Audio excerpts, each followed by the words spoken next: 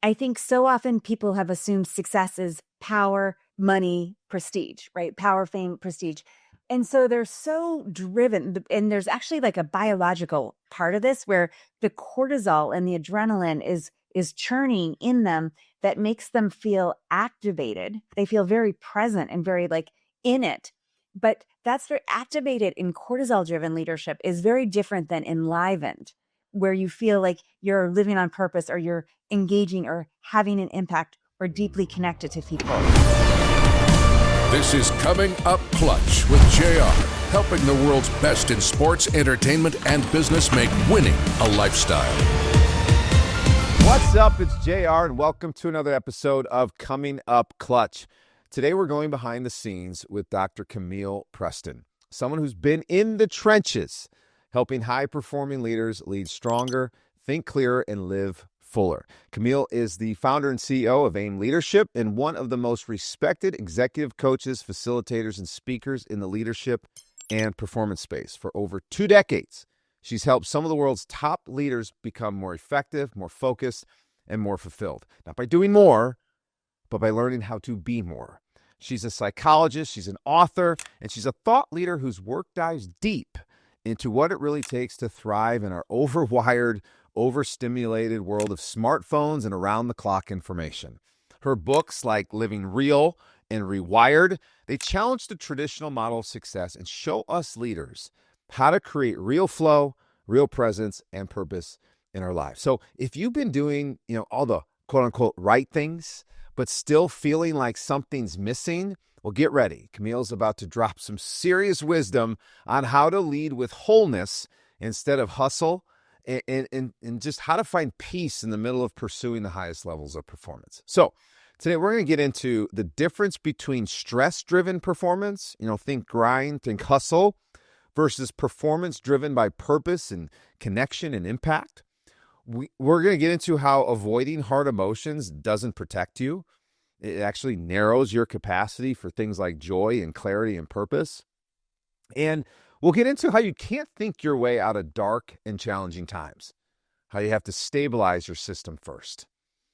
And before I forget, if you're empowered by this show and what we're talking about and what you're learning, make sure to follow us on Apple Podcasts so you don't miss out when we drop new episodes. So just hit that purple plus on the top right-hand corner of the podcast app. When you do that, you make it easier for others who need this content to see it.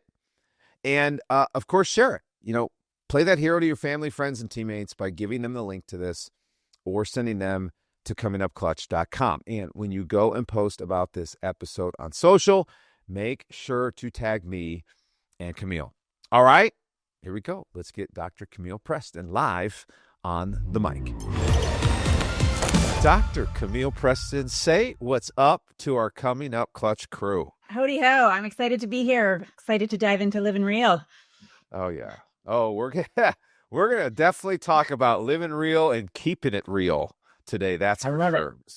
All right, but before we put all our audience on the spot with what we're going to discuss today, let's hear an embarrassing moment. You've had a pretty crazy journey yourself, so I'm sure there's one or two that you could share with us. God, I think the one that actually I was just reminiscing this morning, we had a house guest and I had this big gig in DC that I'd been on, like firing on all cylinders, like doing everything. You know how like you're wired, you're cranking.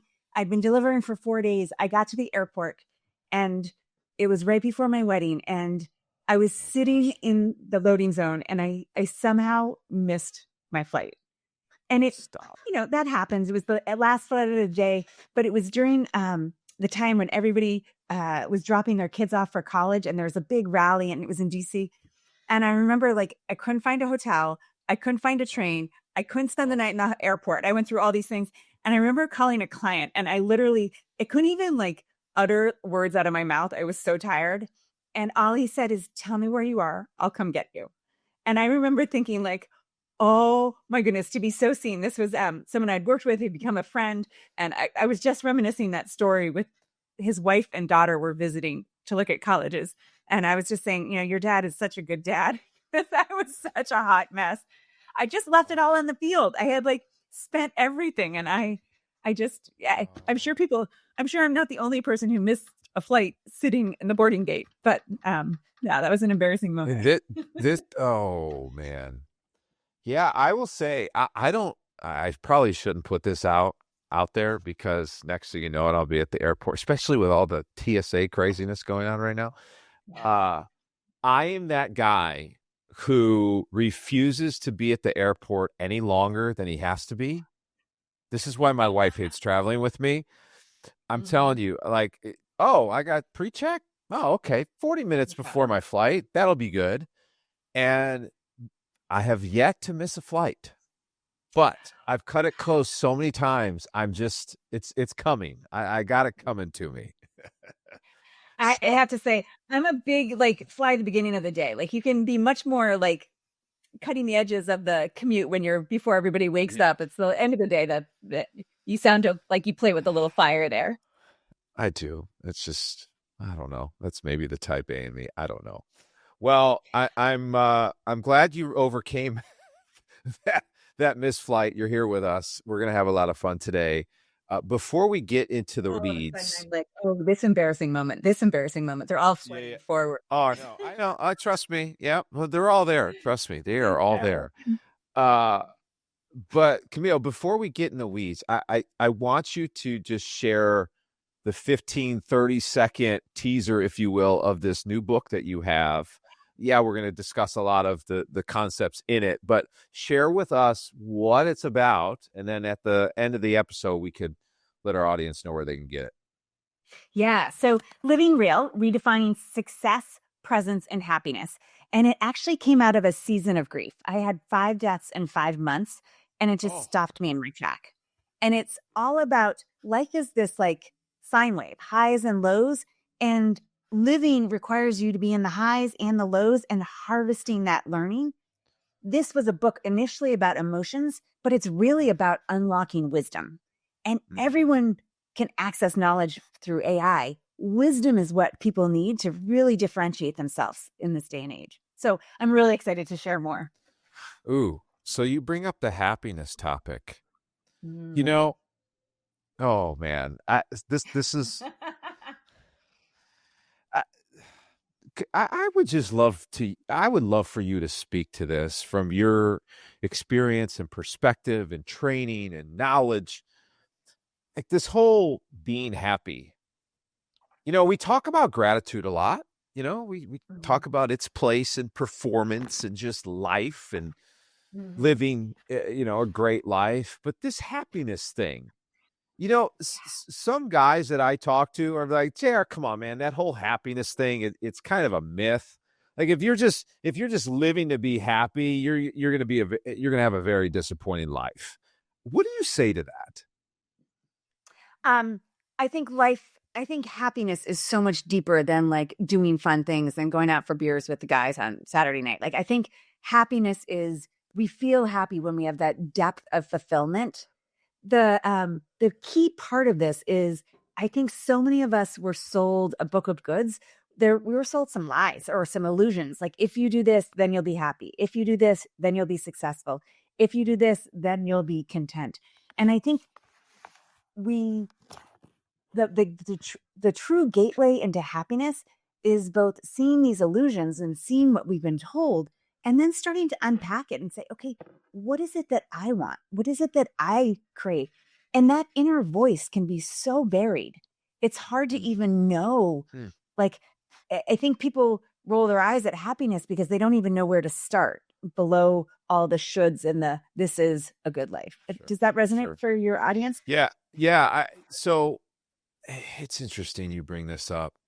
You're already touching on the identity piece of this, and my loyal listeners are probably eye rolling right now. Up here we go down the identity trail again. But we highly driven, especially men, there's this constant balance of the pressure to perform well and at a high level, and this whole power to just be who we are. I feel like there's this constant like tension between that. So Camille, I'd love for you to speak this in your work with high achieving leaders. many who struggle with that tension between constantly doing Mhm. and learning how to just simply be themselves and learning more of that inner voice, what that voice is, Mhm. versus all the external voices out there. There's a lot. But from your psychological perspective, how could we leaders begin rewiring ourselves to find peace and performance in that whole being state versus constantly just putting this pressure to perform on ourselves? Yeah. I mean, so you really nailed the challenge. I think so often people have assumed success is power, money, prestige, right? Power, fame, prestige. Um, and And so they're so driven, and there's actually like a biological part of this where the cortisol and the adrenaline is churning in them that makes them feel activated. They feel very present and very like in it. But that's very activated in cortisol driven leadership is very different than enlivened, where you feel like you're living on purpose or you're engaging or having an impact or deeply connected to people. And so the first part is to decouple adrenaline and cortisol of like conquering and winning. But it's probably also testosterone, right? Of like the thrill of the fight from something that's having an impact that's greater than yourself, something that's going to last beyond yourself. Mm. So how it's I will say this, and I'm curious how you navigate this intersection with Mhm. your clients and just the people that you work with, because, and again, I'm speaking for a lot of men here, Yeah. because I will tell you, so I have this group for men. It's called the Clutch Club. And I will tell you, if you I probably should ask this question in the onboarding process, but if I were to go and ask each one of them and say, hey, Mhm. how do you feel about your purpose? How clear are you on your purpose? Where their eyes I roll. uh, no, they would say confidently, "Oh, I'm pretty clear, JR." Okay. And then and this is why I'm confident in saying this is how they would answer, because when they start doing the work and start unpacking what truly that is, Yeah. you start to hear, "Oh, JR, I didn't even realize this. Oh, JR, I'm struggling." It's a struggle to really nail it. So how do you, with so many people who get so intimidated by that purpose word, how do Mhm. you help people navigate that, knowing it's such a key piece in balancing this whole performance versus just being who I am? It's a stellar point, and I'm almost I often in the book I circumnavigate it, right? Because it can be so paralyzing. It's like objectives or goals or like culture. Yeah, It can shut right. people down. I think the one thing I often engage people into is understanding what I call reeling, experiencing the full range, and what is shallowing. And for people who are listening, shallowing is when you have hard things or setbacks or feel frustrated and you put those hard things in the metaphoric basement of your house. What people don't realize is every time they put something in the basement, they actually are putting a simultaneous sized box or blocker in their second floor, which is where they experience joy Mm. and delight. And so what happens is their world gets more and more narrow. And so they have a harder and harder time feeling that enlivened state. All they know is the stimulus and the response, but they can't feel the hard things, so they can't feel the joy. And so when Well, you're saying, what's your purpose? I'm sure a lot of people maybe get stagnant because they're disconnected from that. So often like a lever is understanding loneliness, understanding burnout, understanding anxiety, understanding depression, all of which are surging. And you put such a premium on health. To put that in context, loneliness, in fact, 1 in 5 adults experience profound loneliness on a daily basis, which is the equivalent of smoking 15 cigarettes a day. Like that's what it does to your health.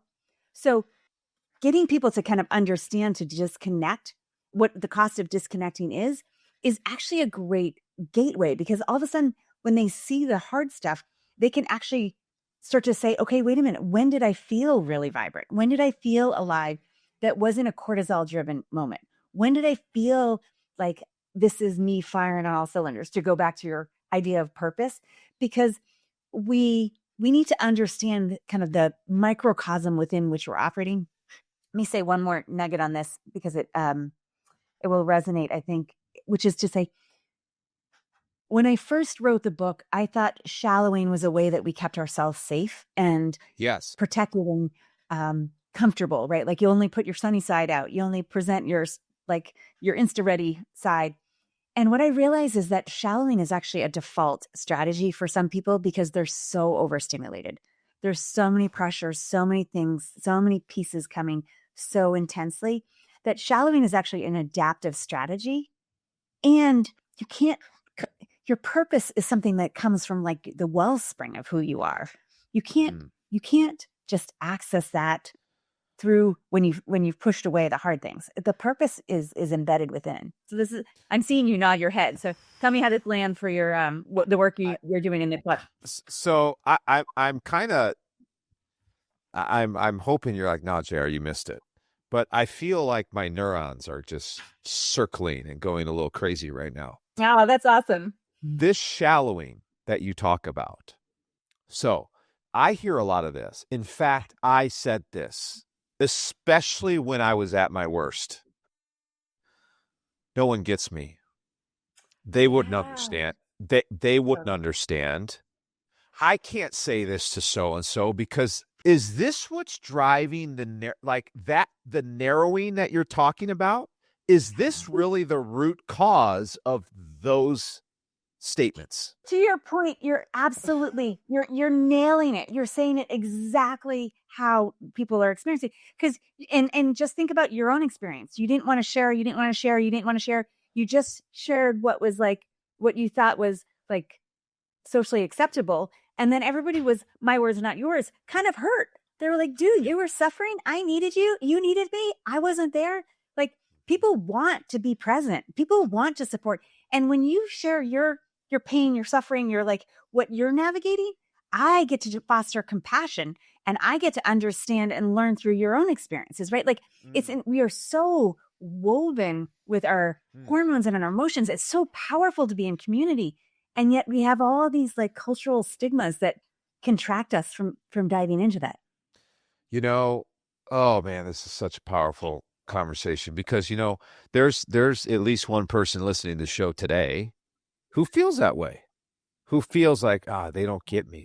And I'll tell you, as a former athlete, I feel like that statement is repeated even more frequently because we are weird people. Hey, let's just face it, elite athletes, we are a weird people, right? Like that.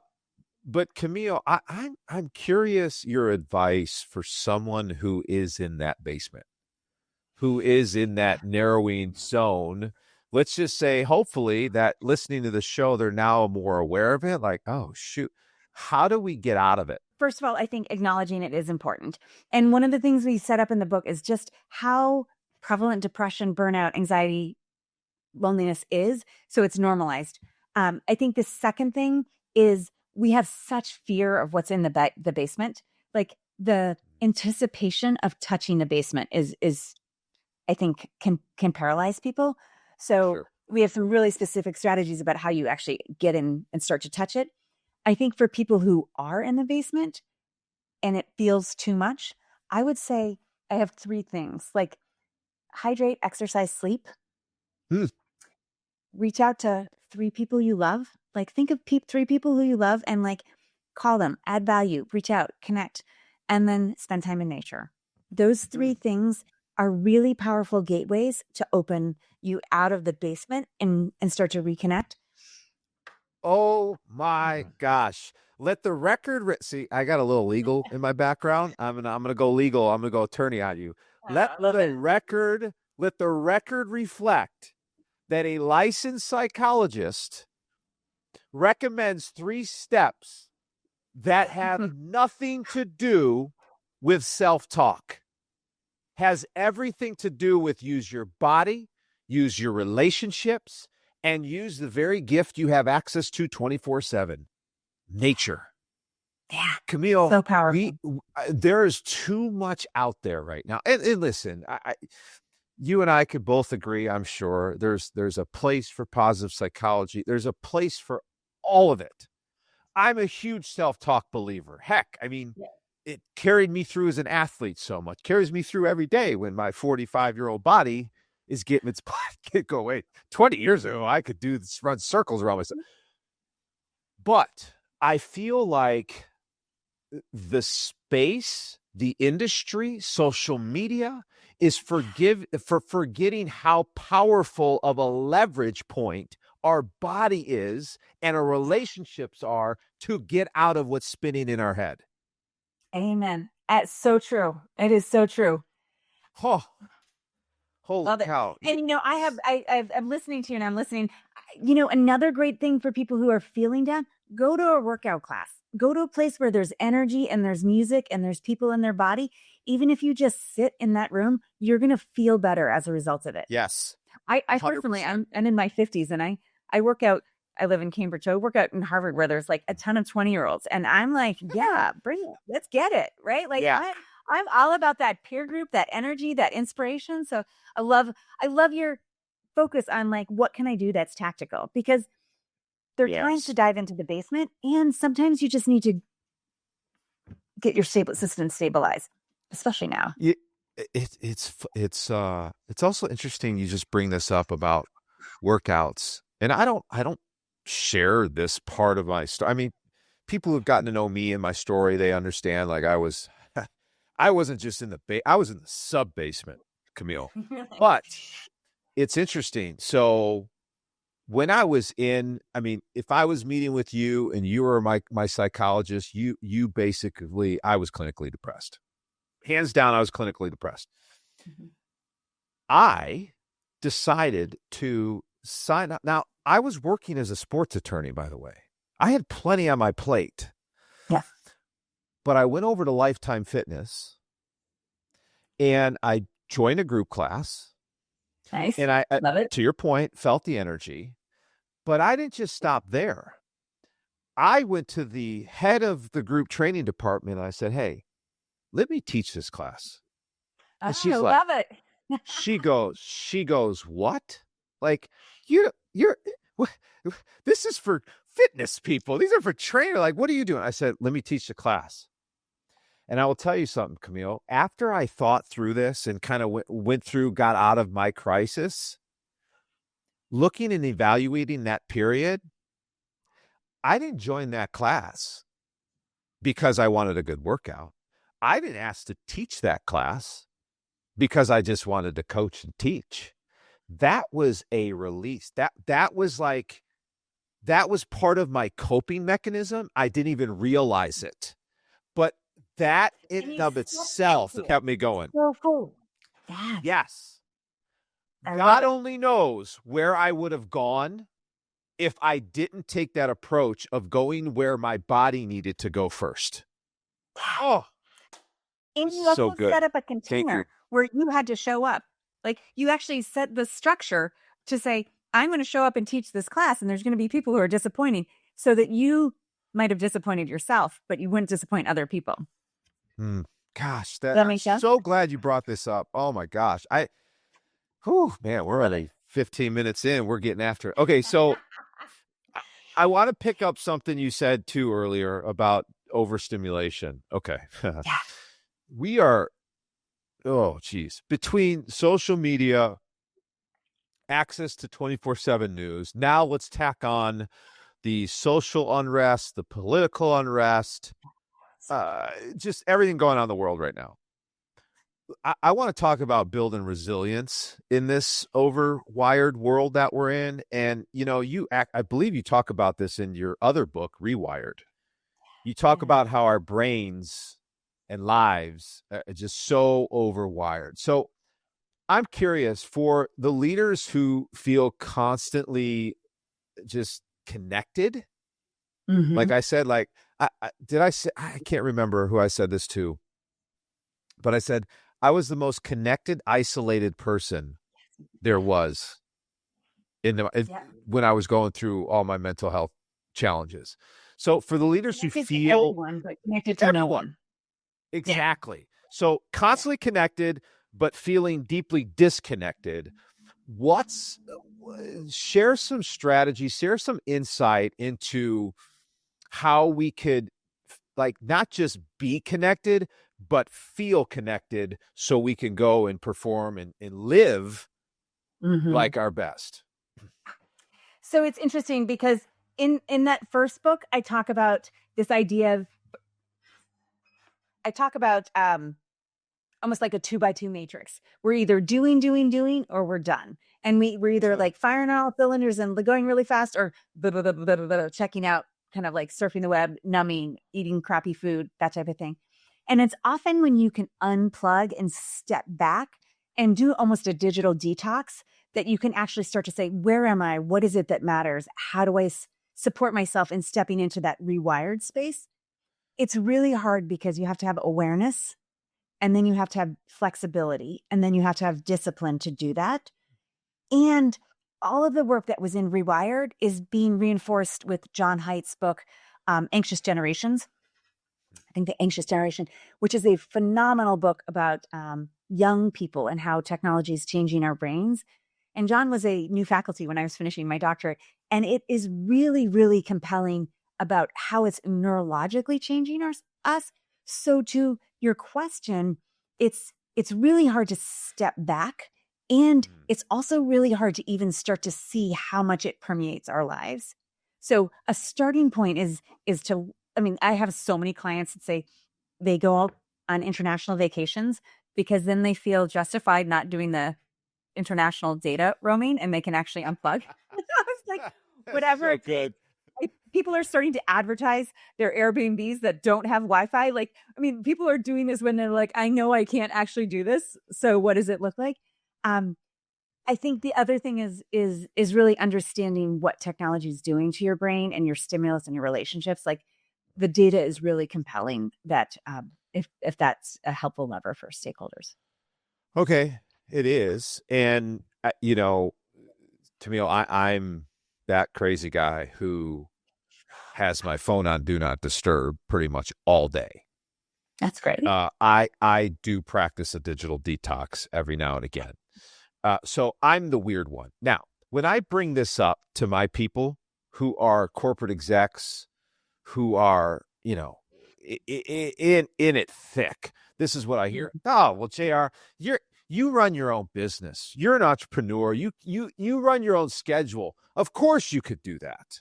Mm-hmm. There's that argument. And then the other argument I hear is, JR, I got clients that rely on me. I can't just not pick up my phone when I get a phone call. So I can't turn off. I can't detox. So Camille, I'm sure you've heard that before too. I can hit on those. Great Please. leaders. Great. And you and I work with the same clients. I'm working with C-suite executives those are stories that are very easy to hold, right? It's easier to have that story than to face the truth, right? Great leaders should be developing teams that can handle their problems, right? If I'm operating on crisis management and I need to be available 24/7, that says that somewhere along the way, I haven't necessarily empowered stakeholders. I haven't built systems or strategies, and I'm in this crisis response. So that's one thing about effective leaders. I think the other part, and it goes back to an earlier conversation we had, which is just this idea that we all want to feel loved. We all want to feel needed. We all want to feel important. And our devices do make us feel important. There's always someone who needs you on your device. Like there's always someone who's liked a post or tagged you or reached out. There's always something you can connect. And we are wired for connection. The challenge is these connections tend to be in that shallow zone. They don't tend to be the heartfelt, soulful connections. And I'll give you an example. There's a woman who I worked with probably like almost 8-9 years ago. She's actually the one who said, Camille, stop calling yourself a coach. You're a business psychologist. She's absolutely brilliant. She's invaluable to me. She's been going through this health challenge, like a really significant health challenge. And, once someone's in my heart, they're in my heart. Like it's not like we're working together or not working together. Like she's in my heart. And so I'd sent her, I pulled up this text thread that I'd been texting with her, and I'd sent her something two things in October. I sent her something yesterday. And then I sent her another message today. And I was like, I see you. I know this is really hard. I'm really proud of your stepping forward. And she went back and she responded to all the other messages that I haven't. She's like, this is the hardest thing I've ever done. I've never felt so alone. I'm really struggling. I have another surgery next week. Like, she just unloaded. But it took me being courageous and coming back and coming back and coming back and trusting my own inner compass and saying, I see you. I know you. I care for you. I'm here for you.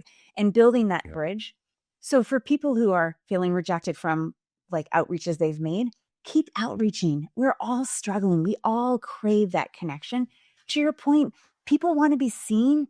People want to be found. They don't want to be found out, right? Like, see them where they are, honor who they are, and engage them where they are. We're all doing the best we can. Gosh, what a powerful statement you said about great leaders put teams around them that can handle their problems. That's a powerful statement. And I will tell you, when leaders hear that, they go, well, Camille, JR, I'm not being a good leader if I just push my problems on anyone else. And I'm sitting there going, that's a lie. That's a lie. In fact, I would make the argument that you are taking ownership of your problems by putting the people around them that are better suited and better positioned to solve them. Yeah. And you're robbing your team of development opportunities. If you're always taking their growth opportunities, you're robbing them of their capacity to grow and learn. 100%. So, Camille, I got fun. Yeah. It's so funny too that you're a client. So it's funny. A client of yours said, Camille, stop calling yourself a coach. I literally had a client say the same thing to me. So this is why you do not see me positioning myself as a coach out there. No offense to the coaches out there, but I will tell you, Camille, I'll probably get in trouble for saying this and lose some followers, but I really don't care.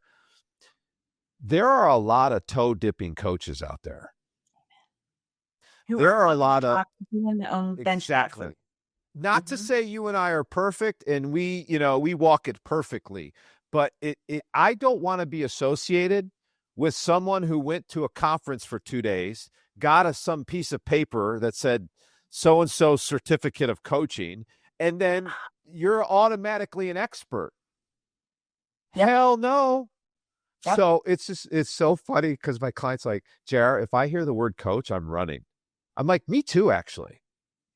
So you're a psychologist, I'm a strategist. And I do have my coaching certification, and I do have my insurance through ICF. So I just submitted my my renewal, and I had to account for my training. And you have to have 40 hours over 3 years. And I submitted my renewal, and it was 896 hours of training that I've done just up until like leaving off the last quarter of the year. It's like, no, I am showing up. I am walking the talk. I'm in my own metaphoric gym. Yeah. Because why should you listen to me if I'm not doing burpees right beside you? Right. 100%. No, it's funny. I picked up on that. I'm like, oh God. And it's really, it's such a passion point. Oh, okay. So I got to slip this one in here because this is another thing I hear. And I hear it, and I think I hear it. I hear it so clearly now because, again, I was that guy where hustle and grinding was a badge of success or a badge of honor, right? So you often talk about this whole concept of integrated leadership, showing up as your whole self. And again, the typical type A male like myself will hear, oh, whole self. Oh, here we go. This soft leadership, right? So, but there's leadership out there that just feels like they're fragmented. So, I can't do work and do husband and father at the same time. I can't be a faith-filled man and pursue my faith while I'm pursuing this deal. What are some steps that us high achievers can take where we could start acting from more of a position of wholeness instead of this constant position of hustle? Yeah. The hustle is the cortisol, is the adrenaline, right, that we talked about. And I think there's a leverage point for people, which is to say, um, knowledge, cognitive knowledge is easily displaced now, right? AI, knowledge, data, that's all accessible. What people are coveting is wisdom. And wisdom comes from an integrated place. Like all the data in the world is not going to bring you through the wisdom. So the research is really clear. If you took a cell from my brain and a cell from my gut, and you put them under a microscope, people would have a hard time differentiating it because your knowledge is not just in your head, it's in your body. So that idea of head, heart, body is really supported by the data. We have such a bias for action. We have been rewarded and reinforced for like, see a problem, solve a problem, see a problem, solve a problem. Men know this all the time. Like their wife raises a problem, they're trying to solve it when their wife just wants to be heard. Yeah. So noticing the bias for action, being willing to hold the tension, and that's uncomfortable, being willing to sit in the tension of like, what is unfolding so that you can hold the complexity and actually discern the right path forward. That's wisdom as opposed to just jumping into action and reacting. And Ooh. I just said a whole lot in a short bit of time. And that's the gateway that the world needs now. The world is craving your capacity to hold complexity because there's so much wisdom and truth across all of your lived experiences. Yeah, this is so good. And this is so, and again, Camille, like I'm listening to you talk and I'm going, oh, yeah, that's why. Oh, yeah. Now, I, I so I have I'm big on the whole concept of transitions. Like if you look at it, unpacks some of the best athletes out there, some of the best executives out there, they have this just crazy, amazing ability to transition well between key moments, key roles of their day, key seasons of life. And I peeled back the onion on a lot of these people that I studied, plus, my own journey, plus the clients I'm walking with. They know how to manage their mind well, they know how to manage their heart well, and they know how to manage their body well in those moments, roles, and seasons. And this is you. So when you said mind, heart, body, I was just like trying to contain myself because how much better, whoever's listening to the show today, how much better would you be if you walked into your moments and roles and seasons of life with more wisdom? Yeah. Because Camille, everyone we're talking to right now, very intelligent, very smart, very educated. Know how to solve good data. It's the wisdom that's the brilliance. And also I love your passion for this because when I was writing the book, one of the I love to ski. I'm an absolute fanatic, and Where's your favorite spot? Where's your favorite spot? Oh, Powder Mountain in Utah. If people love to ski, we do private client retreats there. It is untapped, exquisite. There's a whole private part of it that's amazing. But there's something that happens. I always joke that I'm not married. They say no friends on powder days. I'm not sure I'm even married on a powder day. I'm definitely still a mom on a powder day, but I'm that passionate about it. And I lost my train of thought. We were talking about the wisdom, the knowledge. Oh, yeah, just going into situations and moments and roles and seasons, transitioning, just how much better we'd be with more wisdom versus just knowledge. So thank you for that nugget. I was skiing with a friend of mine who is a world-renowned electrocardiologist who is zero body fat, is raised 4 amazing kids. He's amazing. And he said to me, Camille, you're going to live so much longer than me. And I was like, huh? And he said, because in Outlive, Peter Attia's book, what makes for a really good life is the quality of your relationships, right? You can do all of these important biometrics, but if you don't have compelling, inspiring, engaging, meaningful relationships. Yeah. So that's a huge leverage point for so many of your listeners, I imagine. And you just prove the point of how much isolation is the enemy, not just from a mental standpoint, but from a longevity standpoint. This is the conversation needs to broaden a little bit, because we've done really well at talking about how bad isolation is for your mind and depression and anxiety and all the mental health. But what about longevity? I mean, do we want to die in 5 years? Hell no. We want to live as long as we can.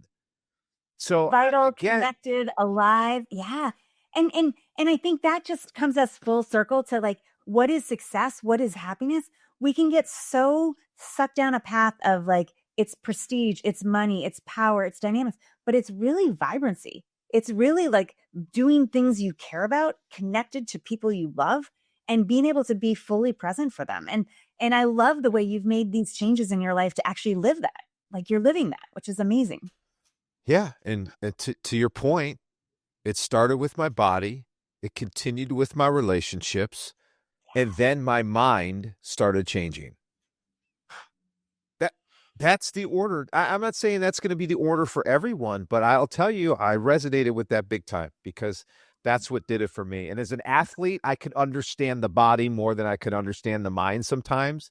I mean, we was just going back and forth with one of the guys in my club about this. It's like, I'd probably be considered a psycho. Well, and think about our 3 tips, right? Like I said, sleep, eat, hydrate, get back in your body, reach out to people you love, get into your heart.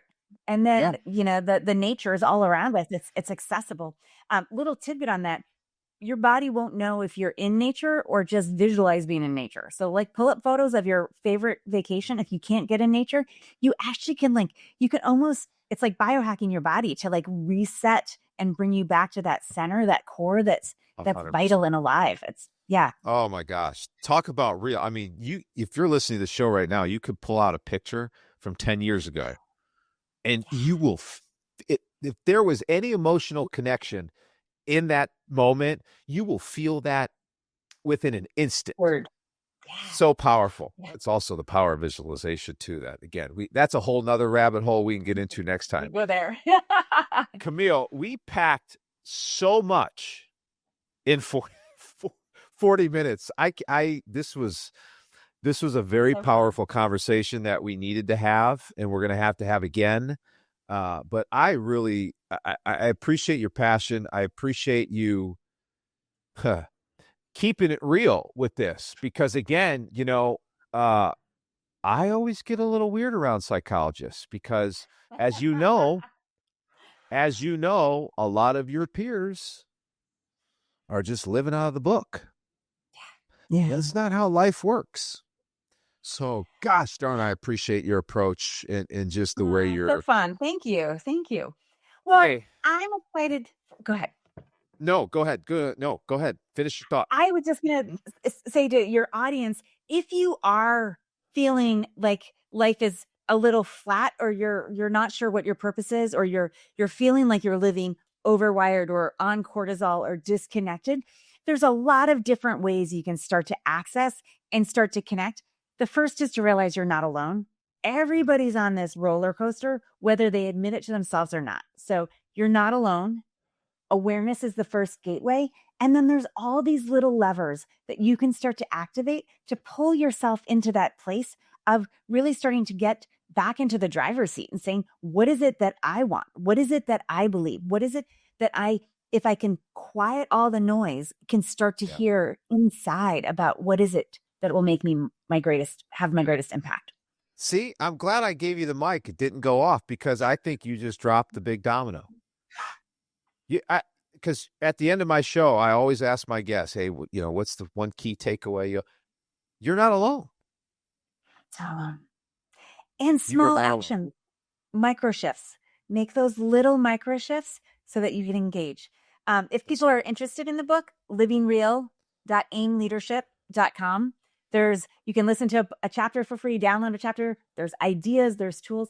We're all about getting you the resources that you need to start to make those micro shifts that will put you in a place where you can have that positive impact on the people around you that you love, that you're capable of doing. So absolutely, I love what you're doing, JR. You got some great energy, sister. Some great messages for we're We are in this boat together. And so you already mentioned it. So we can find the book. Everyone listening could find your book at aimleadership.com.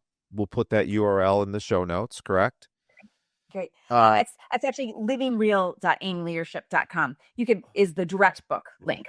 Okay, perfect. Well, we'll put that in the show notes to just make sure everyone's going to get access to that. We got to make it easy for them. Where else could we find you, Camille? Could you share real quick where we can find you on social and all that AIM other Leadership fun is a great place to find me. And then LinkedIn. We're really active on LinkedIn. We're putting out a lot of our free resources and all of our media there because I'm passionate about the work I do, as you are. And I'm all about making it accessible to people. So we've got... if you're not ready for the one-on-one because you're working with JR, but you're curious about some of the content, we've got these asynchronous opportunities. We got lots of resources that are like cliff notes that you can get the key concept, take it back into your world. Yep. We're excited for people to jump in. Okay. So Camille dropped a ton of wisdom in a very short amount of time. So if you want the show notes to today's episode, if you want access to her book, if you want access to all of her free resources and where to find her so you could follow her, just go to comingupclutch.com. Check out we're going to have again, just like Camille does, we want to make it easy for you to access all of this. So comingupclutch.com, you'll have everything there. Camille, you're amazing, sister. Thank you for making time. Thank you.